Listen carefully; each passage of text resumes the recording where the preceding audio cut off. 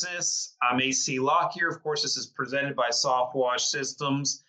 And we're going over to the eastern side of the United States this week. And we're going to be, you're in Pennsylvania area, right? Correct. Yeah. Yeah. Central Pennsylvania there. And this is Jacob. And Jacob has got a great story, great family. So I'm just going to let you kind of take it away, Jacob. Give us, as I always say, the non-SoftWash Systems, non-SoftWashy biographical information on you and your family, what you guys like to do and all that kind of stuff. Absolutely. Well, thank you, AC, for having me on, for inviting me. I'm definitely excited to speak with you, give a little bit of insight about myself, about our soft-washing business. So I guess to start with the personal stuff, obviously my name is Jacob Sukhorukov. I am married. My wife is Anya Sukhorukov. Many of you know her. She runs SoftWash accounting. Mm-hmm. So we have two young sons. The older one is Levi, and he is going to be 3 during the winter. The younger one is Artem, and he is about 1.5 now. So we, like AC mentioned, we're from Central Pennsylvania. Specifically, we live right outside of State College, Pennsylvania. Mm-hmm. So if there's any college football lovers, where we used to live about a mile from the stadium. We moved recently from Beaver Stadium, Nittany Lions. So that's the geographic area where we're located. A little bit about, I guess, my history. I grew up in the former Soviet Union. Mm-hmm. So my family immigrated to the United States in '94. So I was 8 years old. I came over here, and we immigrated to upstate New York in Syracuse. And I lived there for years. I did my college there. But my background in terms of profession, what I've done, I've worked in a lot of different industries. I started in the food industry when I was a teenager. I've ran pizza shops. I've worked in restaurants. And that was something actually at one point I wanted to pursue as a career. I love to cook, spend a lot of time in the kitchen. Both my wife and I cook all the time. It's a passion we have. Interesting fact, I actually did a year of culinary school when I was Mm-hmm. young. I was pretty serious about pursuing that. And then just life led me down a different path.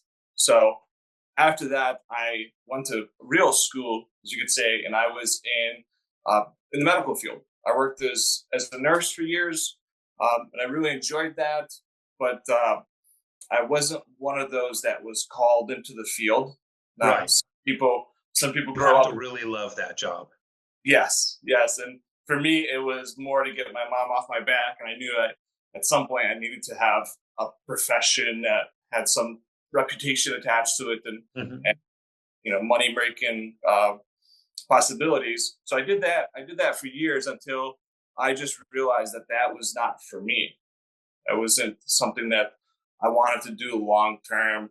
I knew a lot of older nurses were burnt out and wonderful people. I mean, it's definitely a profession that's needed, but it was not something that I knew I was going to enjoy for the next 40 years of my life. Mm-hmm. So, and right around that time I met Anya. We're both Christians, we're people of faith, and I met her through we went to different churches, and our church was having like a joint camp. And I was the youth leader at the time at our church. Worked mostly with I think middle school aged kids. Sure. And Anya, my future wife at the time, was the administrator of this camp that we're having, and that's how I met her. And I know it sounds cliche, but as soon as I saw her, I knew I was going to marry her. Right? And so it's an interesting story how we met and stuff. But that's how we met, and we got married. It was a little bit over a year from the point that the first time we met to when we were married. It was a little bit over a year. And that's kind of how I ended up in Central Pennsylvania. Is my wife. She's also from the former Soviet Union. She was very young when she came here with her family, also refugees it was a tumultuous time in the Soviet Union in the early '90s. We were both born. So she was living in State College, Pennsylvania, and when we're going through the process, when we're engaged and planning our wedding, I would visit State College quite often, and I Right. fell in love with the area. It's got great people. There's a lot of opportunities. There's a lot of things to do. It's a very small town, but it has a big town feel to it because of the college. Hmm. uh, Demographically, it's a beautiful place for a business because there's a very tight knit community, but the average income, the average household income in our area is fairly high as compared Hi. to Yes. most of rural Pennsylvania. Um, so then I moved here. I've been here for about 10 years. And half of that time, I spent soft washing, and the other half, the first half, I actually was after my medical field. I got into framing and working in the construction trades. And when I moved here, I obviously met a lot of new people, great people, and developed some friendships. And two of my close friends were starting a construction company, and I ended up jumping on board with them, not knowing a whole lot about construction, Hmm. but I knew how to reach people. I knew how to communicate. I knew how to, just my nursing background, how to document things, how to administratively make things happen. Right. And then there was definitely a learning curve through construction and learning. We ended up growing a fairly large and successful construction company. It's still around. I'm no longer part of it, but I learned a lot about business at that time. And it was at that time I also realized that I don't want to work for somebody else. That Hmm. I want to I want to be in charge of my own time. Uh, Anya and I have always been pretty good with our finances, making sure we're not carrying a lot of debt. We're not uh, very materialistic people, so we don't. Right. I don't need to have a fancy car or a big house or designer watches and things like that. That kind of never appealed to me. But the aspect of business where you get to control your time and how you spend your time, and not being kind of bogged down with Bill, the HR manager, breathing down your neck, making sure you're clocked in at 9 o'clock till 5 o'clock. Right. Uh, that was not something. And I've worked plenty of jobs like that. I've Yes. worked with a lot of different managers, and Hey, one of them included all you can eat pizza. yes, Which was a huge benefit at the time. I don't know if you look back on that time in your life and go, man, I could have stayed with all I could eat pizza the rest of my life. well, you know what? I still eat pizza pretty often. That's actually It one of didn't my ruin it for you. no, it never. I working that job, I actually became a very good pizza maker. So done all sorts, tossed pies, machine pressed pies, pan pies. So maybe next time we get together, I'll make a pizza for you, AC. Oh, that would be wonderful. Especially if you use cauliflower crust, because I am diabetic, but I could probably cheat and have a piece or two. But yeah, my wife worked for a pizza place called Pinocchio's Pizza. It was a chain out in West Texas. Okay. And so when we were dating, we used to dream about having our own pizza restaurant. And we were going to call it Old Times Pizza. Okay. And we had all of the names of the different pizzas. Like the Teddy Roosevelt was our pepperoni pizza. It was speak softly but carry a big stick of pepperoni. The old timer, was the Model T pizza. It was cheese or cheese. So my heart sings to the pizza business. Absolutely. And I think in a lot of ways, pizza really is an analogy for life because Yes. uh, pizza, anytime you say the word pizza, everyone has their own idea of what a pizza is, what it looks like, usually round, uh, Right. toppings, and you go across the nation to different pizza shops, and just Yeah. the quality, the level of ingredients, the final product, in a simple, like I guess to boil it down, it's all the same thing, right? You have a dough, you have a sauce, you have some Right. cheese, you have some toppings, but the care with which all that is put together and the right ingredients that go into it make a huge difference in, in that bite of pizza at the very end of it. Well, and then stylistically, everybody, like you mentioned, everybody has a different version of what pizza should look like or taste like. You got the thick crust or the thin crust, you got the cracker crust or the doughy crust, you got the, hand tossed, or I mean, you just go into it. And I mean, the most interesting pizza I ever had, and this is a tangent, but it's interesting, and it's what makes podcasts great. The most interesting pizza I ever had is I was in Quebec, Canada, and and I had escargot pizza. Escargot, that's caviar, Snails. right? Snails. I had Snail. snails on my pizza. I was having pizza with a guy. His name was Denny Fauché. And Denny, great guy, was into SoftWashing for a while. And so I was up there visiting him and helping him with his business. And he took me out for pizza, and he ordered a pizza with snails on it as the ingredient. And I'm like, really, snails? And I tried it, and it was good. So you can literally put anything on a pizza. That's interesting. You're a braver man than I. I could try snails, but maybe if I'm ever in Quebec, I'll take a look at it. Yeah. And so you went down the slippery slope of entrepreneurialism. Yeah, yeah. And my first taste of that was really in the construction world, where I got a sense of that freedom. I was able to come and go as I pleased. I was fully in charge of my own schedule, and my compensation at the time, all our compensation was really based on the results that we were able to provide. Right. So no one, the other two partners, we didn't hold office hours for each other or keep track of each other. We just assumed that the other person is doing their job, and we would know if they're not very quickly, because things would just not come together.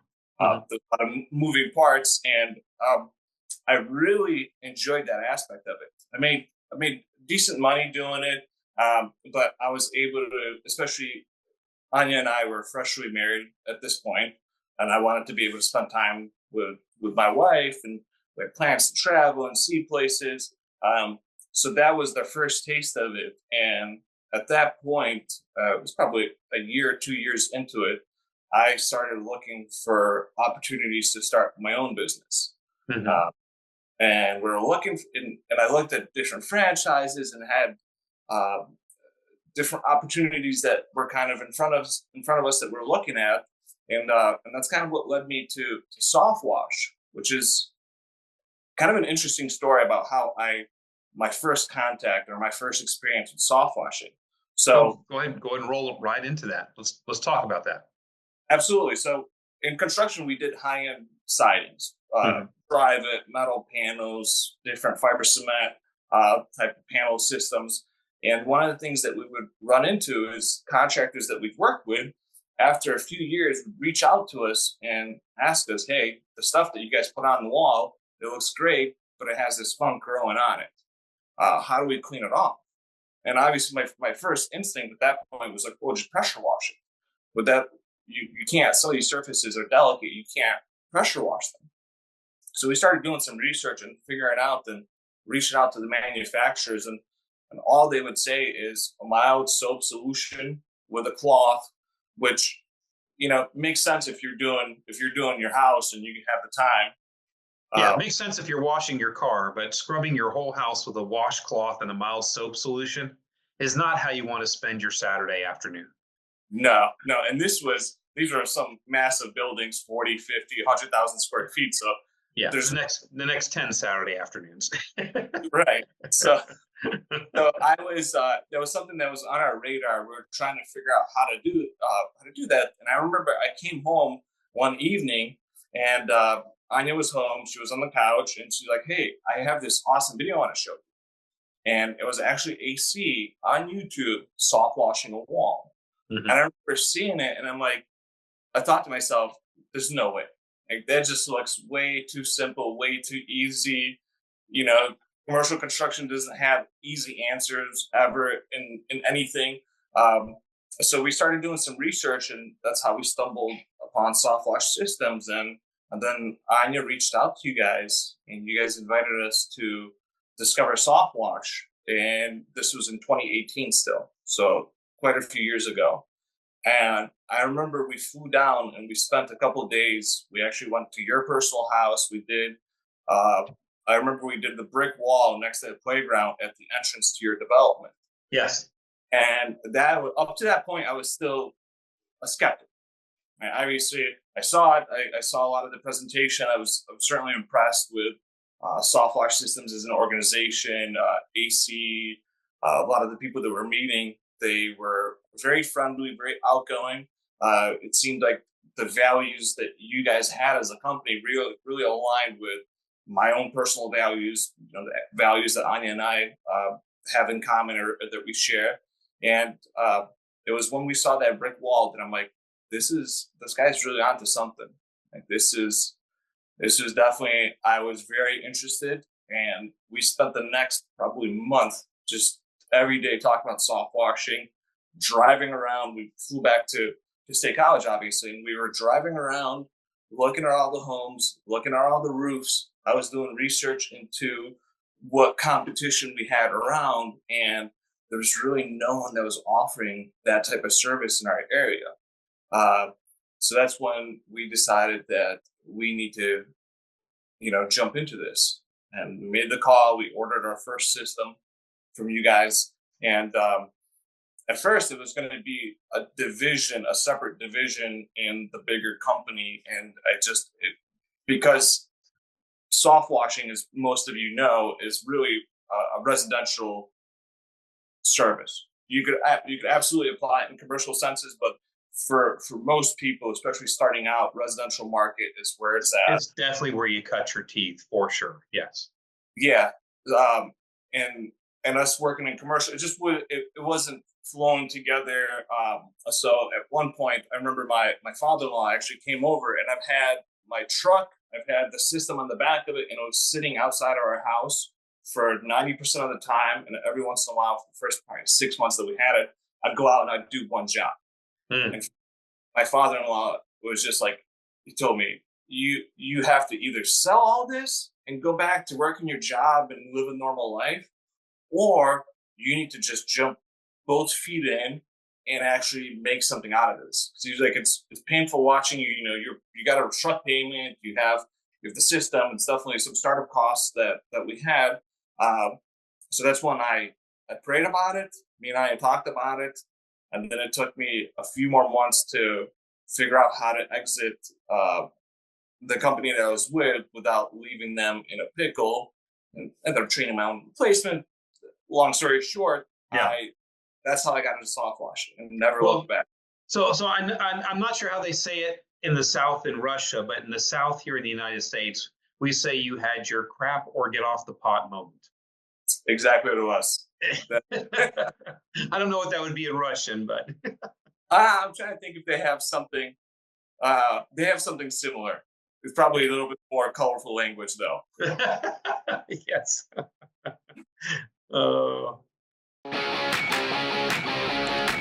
You've heard AC Lockyer talk the talk, but wouldn't you like to see him walk the walk? Now is your chance, and it is absolutely free. Spend the day exploring SoftWash systems and disruptor manufacturing.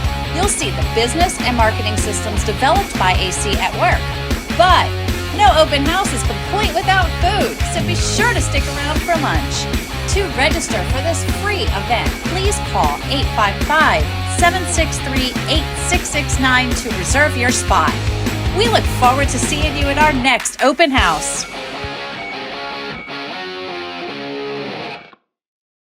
Oh, cool. So I know that, yes, you had a little bit of a slow start, but things definitely started building momentum. And we were having this conversation the other day.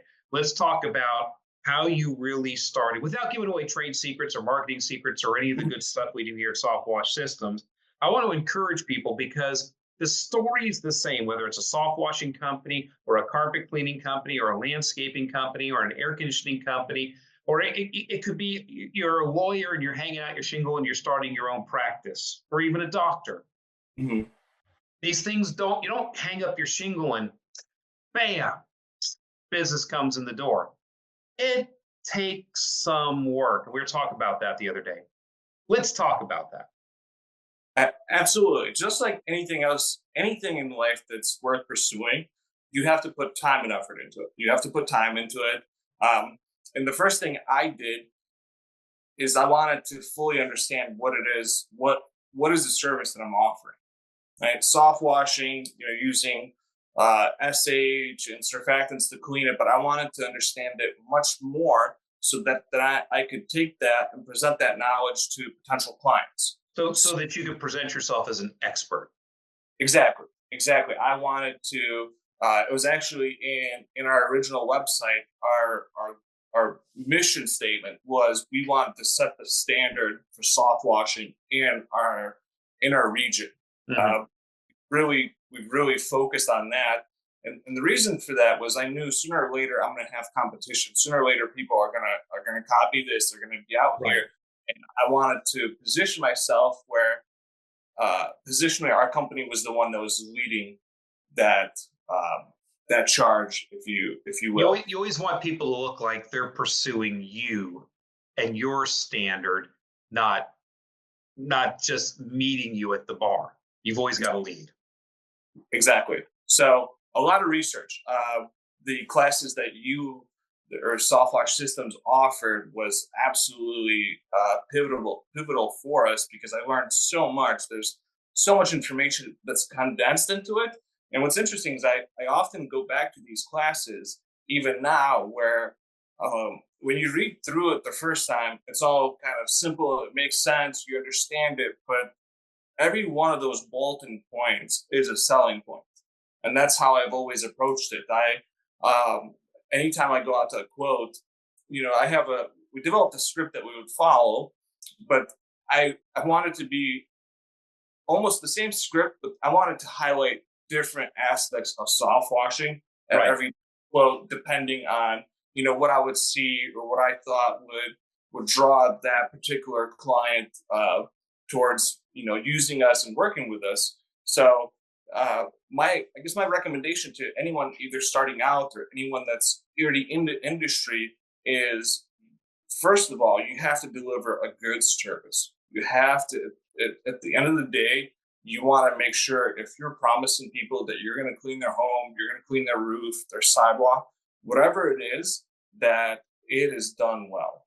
And this is something I spend a lot of time training my guys on, being able to just look at something and see if it's cleaned to a satisfactory level or not. So we really, that was my huge stuff. 99% of the jobs at the time I was doing myself. And I would not leave until I knew that the place looked clean and that the homeowner was there, and they would do a walk around with me. And I made sure that they looked at everything and they were very happy. And that, especially in our area where people talk to each other, there's a strong sense of community here. Mm-hmm. Really helped us early on because it was to the point where if I'm walking around, say I just cleaned your house, AC, and you and I are walking around, and I think that we did a fantastic job, everything looks great.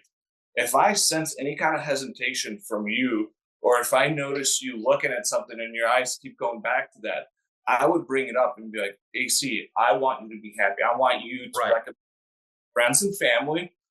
What is not to your liking? Yes. In an honest and gentle way, and people will tell you, and then they have much more trust for you because they're not even saying anything. I'm watching them, and I could see by their body language that something, they're not happy about something, and would figure it out. And at the very start, that really helped us solidify a good reputation. And word of mouth travels slowly, but it travels far. Mm-hmm. And that's how we started. That's how we would start building up our client base. Is a lot of word of mouth referrals. Obviously, everything that SoftWash Systems taught us in terms of popcorn marketing and the wraps, sublimation T-shirts. We put all those things into practice, and we would put our yard signs out. I would talk to at least one neighbor while we're cleaning, another neighbor while we're doing a quote, and never trying to sell them on really anything. I would just go there, talk to them, and explain to them what we're doing. Hey, we're going to be spraying some solutions next door at Fred's house. You might smell a little bit of bleach. Here's why. Here's what we're doing. Here's my card, by the way. If you decide you want to get a quote after you see his house, feel free to give me a call. So a lot of relationship building. So I use an analogy, and the analogy is because one of the things that you and I were discussing is really the lack of advertising that you do. That you don't do a lot of advertising, and so I give people an analogy. I say, okay. I'll be speaking to a room full of people, usually 100 people. I'll say, okay, everybody raise your hand if you've been in business for 1 year. Most everybody in the room raise their hand. 2 years. 3 years. Okay. If you've been in business for 3 years, leave your hand up. Okay. Good. Now, of all of you that still have your hand up, how many of you guys are still paying for advertising? If you're no longer advertising, lower your hands. If you're using paid advertising, Google, Angie's List, stuff like that, Facebook ads, keep your hand up. I say, okay, good. Now, of all of you that are still advertising, if you are a 1-truck company, leave your hand up. If you're a 2-truck or more company, put your hand down. Okay, so now I'll have probably in a room of cleaning companies, our industry, you're going to have, of 100 people, you're going to have 25 hands still up in the air. Okay, I'll say, okay. Now, if you've been in business for over 3 years and you still only have 1 truck on the road and you're still advertising, I've got some tough news for you. You're like, okay. So, okay, well, I'm going to give you an analogy real quick. And the analogy is this. And because we use the current times, you know, Donald Trump, when he ran for president the second time, he did not get reelected. Everybody said, you know, on that side, it was a stolen election. No, he had a 33% approval rating. A president has never been reelected with an approval rating less than 40%. Mm-hmm. Okay? And then at this time, you know, Joe Biden's still president. And I'm like, Joe Biden right now has a 32% approval rating. He's not going to get reelected. Well, we all know he's for sure not getting reelected now because he's not even running for president anymore. And then I would look at people and I'd say, listen, if you had at least a 33% approval rating, that means 1/3. If you did 100 customers in a year, 33 of them would move over to the next year and use you again. And then if you, 1/3 of the next year's customers approved of you and would use you again, they move over to the next year. So in 3 years, 33% plus 33% plus 33% is 99%. In 3 years between your satisfied customers and any referrals you might get out of them, in 3 years, you should basically not have to advertise anymore just by having a 33% job approval rating. And now I've got all the contractors in the room sitting back and forth looking at each other. They're like, okay. I'm like, now, if you're 3 years old and you're still having to advertise, that means you have a job approval rating less than Joe Biden. And everybody's like, ooh.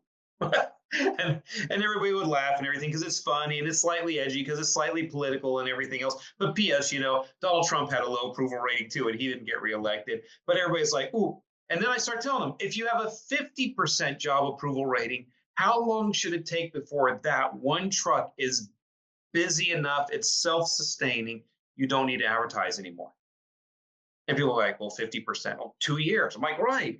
If you have a 75% job approval rating, 75% of your customers, if you ask them, would they use you ever again? How long does it take for you to get completely busy and not have to advertise for that truck anymore? It's 18 months. If you have a 100% job approval rating, it's 1 year. Actually, at a 100% job approval rating, it's less than 1 year because your customers are referring people to you at such breakneck speed that in 6 months you're busier than you can humanly possibly handle. And we've had some people come out of SoftWash Systems, come out of Top Gun, go to their areas, start their businesses, and in 6 months they're swamped. It's because they're doing really, really good work. And I just tell people, I say, listen, if you go out and you do a good job, if you answer the phone, if you show up, if you do what you said you're going to do, if you look at the customer and make sure they're, like you just said, they're absolutely happy. Do not let me walk off your property if you're dissatisfied at all. Please tell me, what can I do? Don't just be non-confrontational, passive aggressive, and let me leave. Tell me, where did I fail? Did I fail anywhere? If they go, no, I'm completely happy, you did a great job. You did a great job. Exactly. And so that's really what you have to do nowadays to make sure, because advertising is very, very expensive. It's very expensive. And so from what you were telling me the other day when we were talking, you have achieved that. You have one truck right now. And what advertising are you doing? So we, outside of our very first year using Angie leads to get the ball moving initially, and even that was very limited. We've never run any paid ads. I've never, and it's not, I wanted to at one point just to try it out, but it was kind of hard to figure out. I'm not super computer savvy. I know how to use a computer, but I'm not, setting, I wasn't the one to set it up. Right. So we've actually never run paid ads outside of print materials. Like I think I mentioned, we had SoftWashing Systems design a booklet for us, and we get probably 1,000 of those printed every year, and we hand those out. That's our main form of marketing or advertising, is those booklets that we give to anyone that we see, and the truck wrap, and then doing a great job. And to add to what your point was, do a fantastic job, but things are going to go wrong. Things are going to go ways. Plants are going to get burnt, especially if you're new to the industry, you're just starting out. And I would use each one of those opportunities to build our brand, if you will, or build trust in people, because many things that went wrong, something got damaged, somebody wasn't happy. And it's not the issue, it's how you resolve the issue that really builds trust in people. Where I have some of my strongest clients that refer us all the time were people who, during the process of working with them, an issue would come up, they would be upset. Sometimes I would have to, because I would get upset, and I'm not a very passive guy. I'm a very passionate. I'm a Russian, so I have a lot of passion. And I'm not an angry guy, but I will stand up and defend myself. And that's right. I believe in. So a lot of times I'd have to walk away and think, okay, well, it's not really about me, right? It's about building a future for my family. It's about building a successful company that then, could be a vehicle for me to accomplish what I want to accomplish with my family. Right. And I would think about that, and I'd come back, I'd humble myself, and I'd be like, Miss Smith, yes, we made a mistake.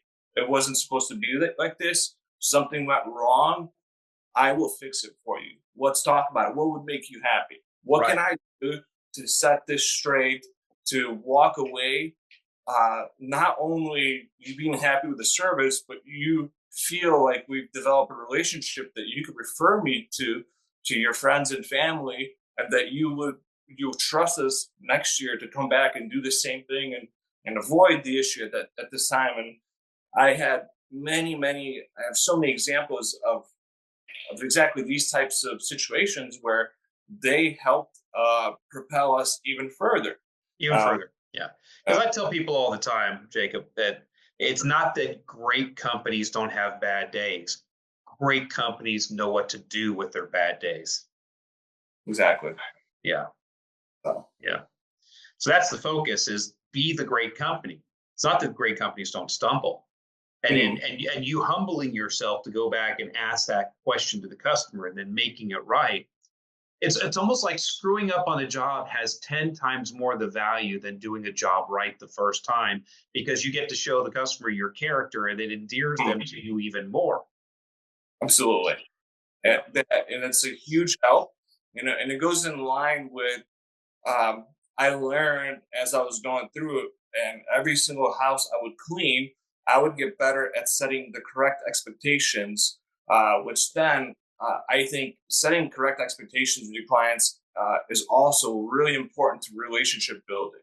Mhm. Because I've watched other people, I have local friends who are my competitors, and I've heard what they say to clients, and it always kind of baffled me because I'm like, you haven't even seen the house. She just called you, gave you an address. You quickly measured it on Google on your phone, and you call her back, and you're like, yeah, we'll get everything clean. I'm like, how do you know you're going to get everything clean?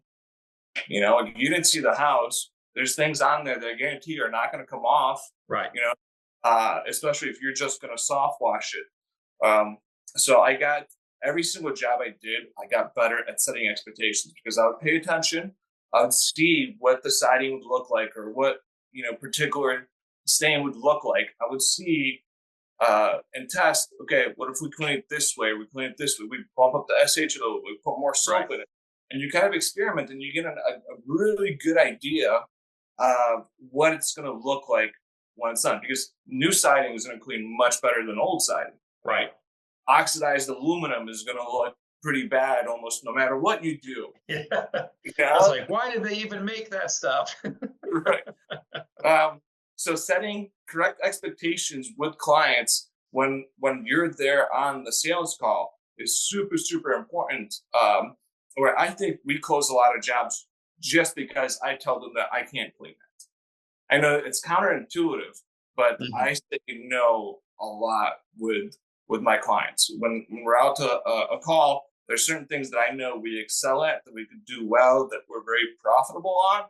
And then there's other services that I know that we break even or lose money on. Or let me back up, I guess. So when we go through it and I do a walk around with a client during the sales process, I'll point out certain things that I don't think will come out, and I will tell them ahead of time that we're not going to be able to clean this. And naturally, the question is always like, well, you guys are the professional cleaners.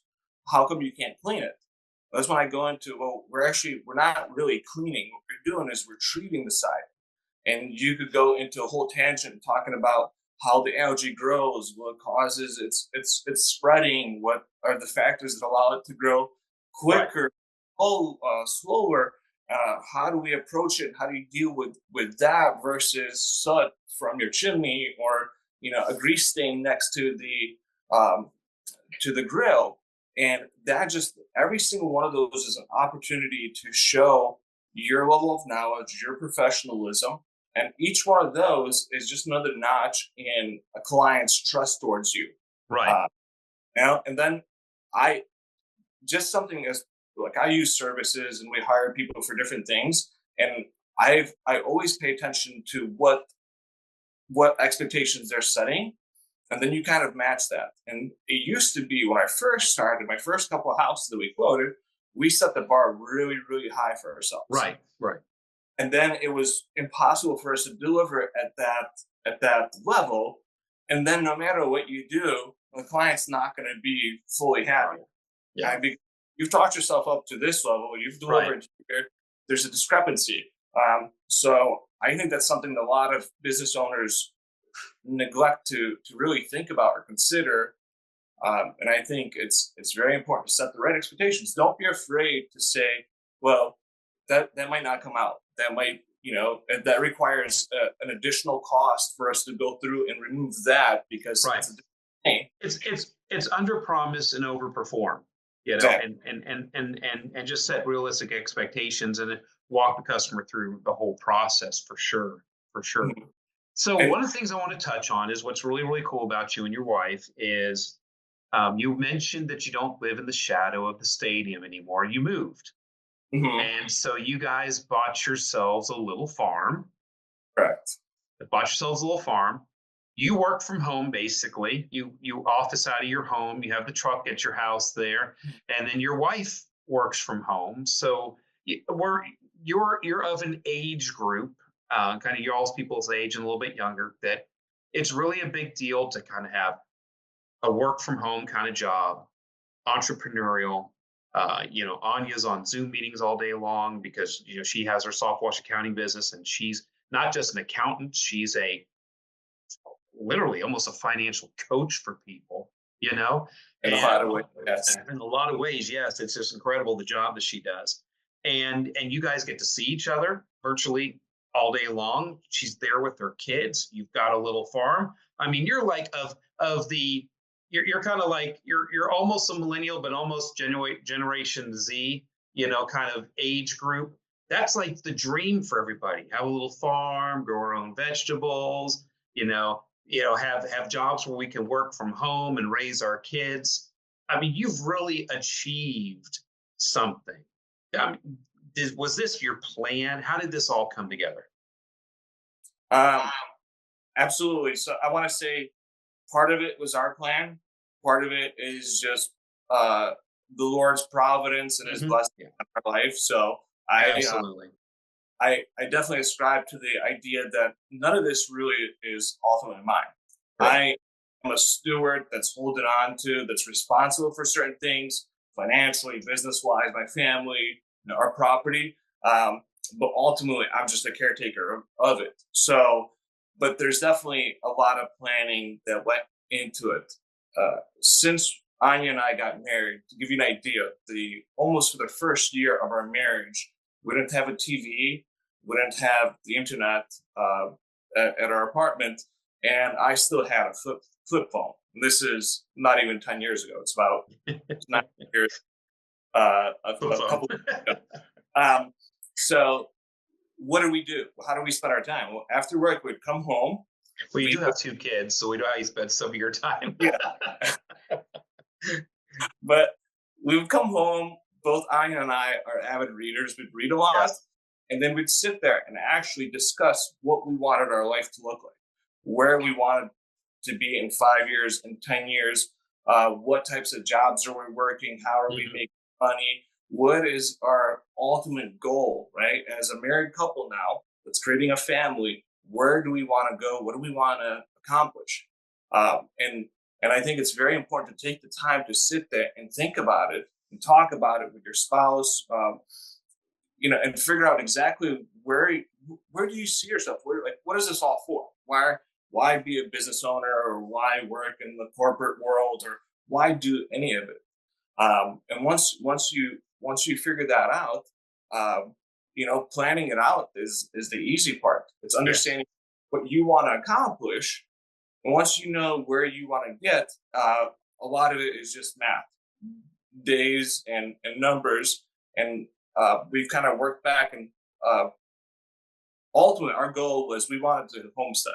We wanted to create a life where we had some land where we could grow things, where we could keep the different types of animals, where we could become as self-sufficient as possible and rely on just the soil that we owned. That's been a dream of ours for almost since we got married, and everything we did was always measured against that backdrop. Okay, I meet people all the time, and they're like, "Well, I want to do this, or I want to accomplish this," and my question for them always is, "Okay, what did you do? What action did you take today to move towards that happen?" Yeah, and sadly, a lot of people don't take actions. They visualize things. They could even take the time to write them out. But ultimately, all your dreams are just a number of actions away that you have to take, that you have to work towards. So all this that we have now, it's a blessing, but we planned for it. Obviously, things changed, but we're very patient. We're wise with our money. We don't spend frivolously. We love nice things to ourselves. We're not, hermits that live without anything. We have plenty of hobbies and things that we like to pursue. But it always came down to you have to bring in more than is leaving your account every single week or every That's right. single month. And you want to make sure you're taking actions towards the goals that you have or the vision or the life that you've pictured. You want to constantly, like Howard Partridge talks about it in his book, Failure to Implement. Everyone has a plan. Everyone has an idea. Everybody wants something, but you have to do it. You have to take actions and you have to do it. Mike Tyson says everybody has a plan until someone punches them in the mouth. Exactly. There's a follow through of that plan for sure. Well, I just think it's so cool because, for you guys, the soft washing thing has worked out well. And even I'll give Anya a little plug for her business here. I'm named for a company called SoftWash Accounting, and she does accounting for SoftWash Systems licensed affiliates and does, basically she's like a fractional CFO controller and helps with accounting and really has quite a little program package together. But she has a nice long list of SoftWash Systems licensed affiliates that she does this for. And so I kind of sit back and I say, well, you do the soft washing, and then she handles all these soft washers' money and helps them financially with where it all goes and how she puts it together and gets their books right and helps them with their accounting. Quite a business off of this. Well, you know that I'm the guinea pig for anything that Anya wants to try. I do know that, yes. All the ideas, and some of them work better than others. But that's in essence how she was able to have such a great service that she delivers, because I was her first client.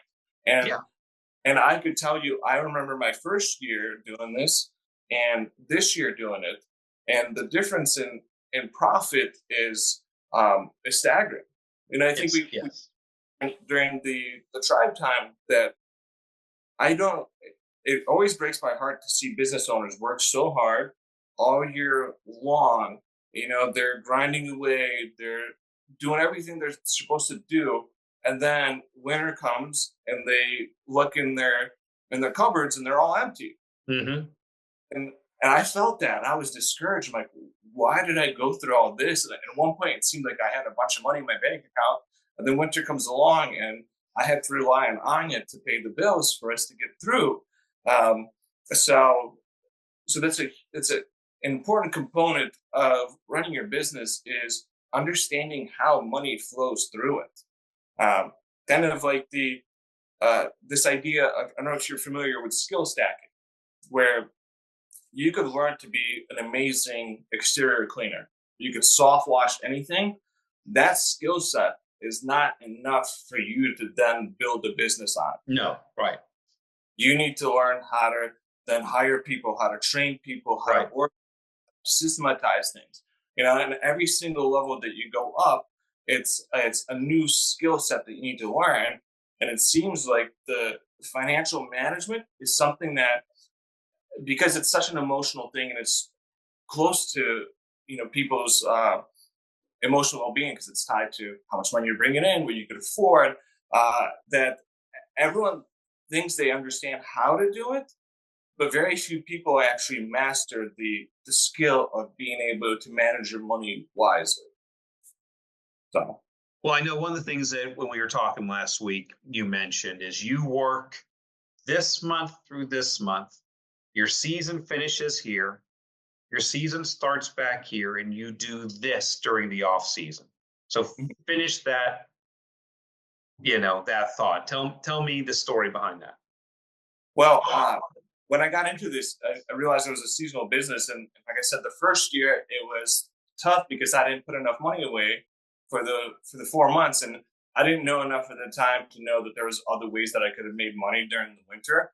I was going to take the winter off, and financially that was tough. It almost got to the point where I probably, I wasn't far away from picking up a part-time job to get through the winter. Right. And the following winter, the following season, I vowed to myself that I'm not going to go through that. I'm not going to put myself in a position where I can't pay my own bills.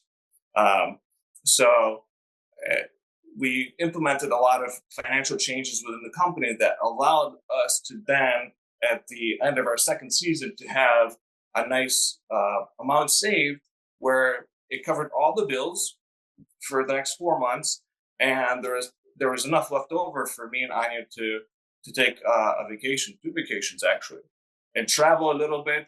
And it was the second year that I decided that as long as I soft wash, November through March are going to be time off for me, where I'm going to spend with my wife, with my family, pursuing things that we want to pursue.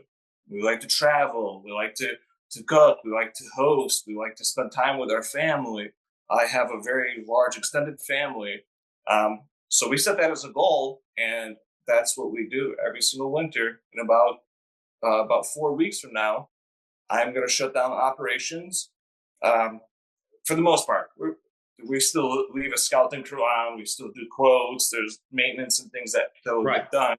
But a good 90% of the time, I'm going to be working our farm now and spending time with my sons and with my wife. And that also gives you an opportunity to just sit back, take a deep breath, almost like a sabbatical. Right. Like a sabbatical, where it allows you to really analyze, okay, well, how did this year go? What do we want to accomplish next year?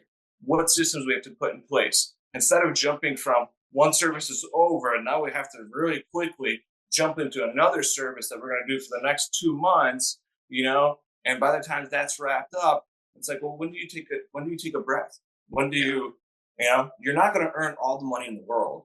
And if you feel like you need to, well, then you need to stop spending money.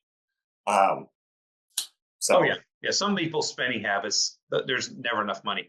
But that's been my dream for everybody is I've always had people, say, but AC, soft washing is a 9-month out of the year business. What do I do for the 3 months of winter? And I go, you put money in the bank, you take them off, you travel, you spend time with your family, you go hunting or fishing, you come down to Florida and visit me, you enjoy your life.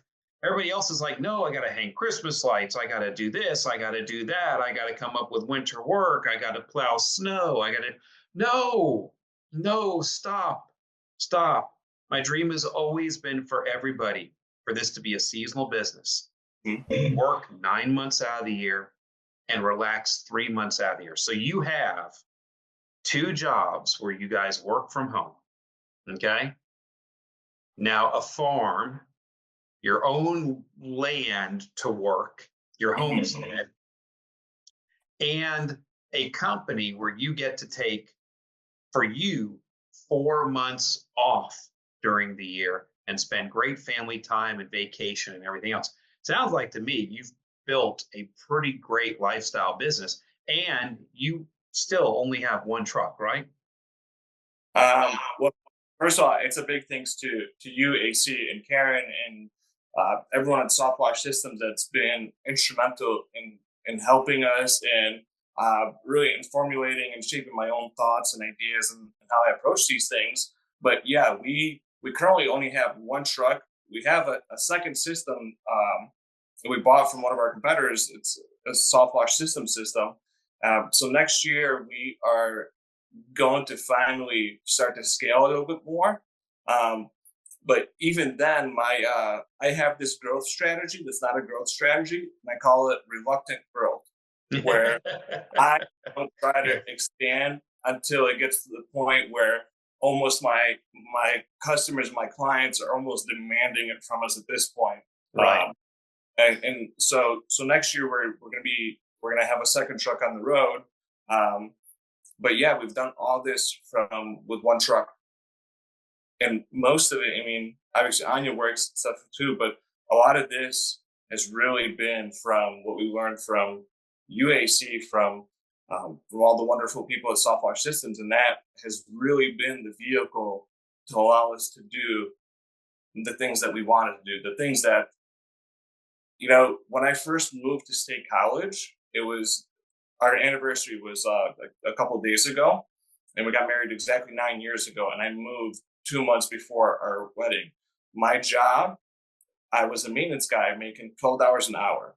And in 9 years, we're able to accomplish, more than I ever thought that I would accomplish 9 years ago. And even then, I don't think the journey's over. It's not like we've reached the pinnacle. I feel like there's still so much ahead of us, and so many things to look forward to, and so many more things to accomplish. And Anya and I are at that point where, just like we were when we first got married, and we spent time just talking to each other and figuring out what the next step is. We're kind of back to that point where now we're sitting and we're trying to figure out, okay, well, what does the next 10 years of our lives look like? Where do we go? How do we want to organize it? What are the new skills that we're going to need to learn to be able to accomplish this, take this next level up, if you will. So, and for you to do that, it's important for you to have time off. For sure. Yeah. Need that recycle time. So you're pretty happy you found SoftWash Systems. I am ecstatic. It's been, and I'm not just saying this because, you're inviting me on your podcast. I truly believe it. And anyone, that comes and asks me, I think the world of AC, I think the world of SoftWash Systems, it certainly has given me an opportunity, unlike anything that I've experienced yet in my life. So, well, about to you. Well, thank you very much. And we're very proud of you guys. So there we have it, guys. Another great story about somebody that's built a lifestyle business, but this is really kind of the complete package here. Just the farm homestead and the 2 kids and the wife and the jobs where they get to work from home and 4 months off a year to spend time with the family and travel. You can't beat that. It's just a great story. Thank you so much, Jacob, for being on the podcast this week. Absolutely. Thanks for having me. It was a pleasure. And I look forward to seeing you. Okay, cool. So guys, if you liked this, and this was a great story for you guys, go ahead and like the podcast here and go ahead and share it. And please subscribe so that we can alert you when the next one comes out. And as always, guys, thank you for hanging out with us here and building a lifestyle business, sponsored by SoftWash Systems. As always, I'm AC Lockyer. This is Jacob. Actually, this way. Go forth and prosper. See you on the next podcast. See y'all later.